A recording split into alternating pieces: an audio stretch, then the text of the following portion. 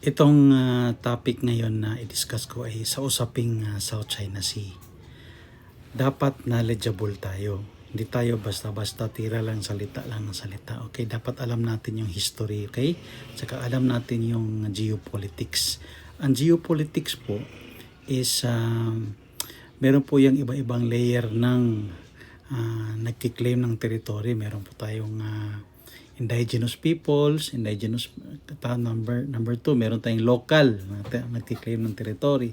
Meron tayong national, okay, national level. Meron din tayong international, yung mga group of nations, okay, like the UNCLOS, ASEAN, pero may mas mataas pa doon, hindi natatapos sa UNCLOS yan. May mas mataas pa yan, tinatawag na empires.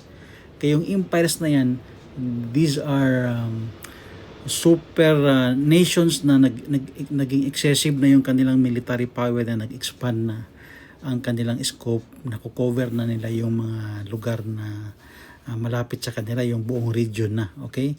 So hindi yan bago sa Pilipinas. The Philippines was once overruled by various empires, okay? Meron tayong noong araw pinaka-historical talaga is Sulu Sultanate, yung area ng South China Sea nato, okay, kasama Pilipinas, nago-govern ng Sulu Sultanate. And then now yung Sulu Sultanate, next to that is the British Empire, okay? Ginovern tayo niyan, nasubjugate tayo. And then we have the Spanish Empire.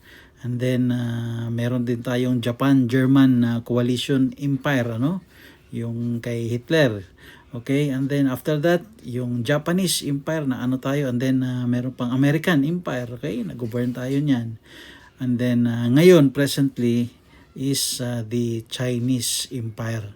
So dapat 'yun ang ating maintindihan, na hindi lang po hanggang bansa yung ating level ng territorial claim po. May mas matataas pa po yan na mas powerful pa sa bansa, which is the empires. And right now, it's the Chinese empire that is has indisputable sovereign military might over this part of South China Sea, including Philippines. Salamat po.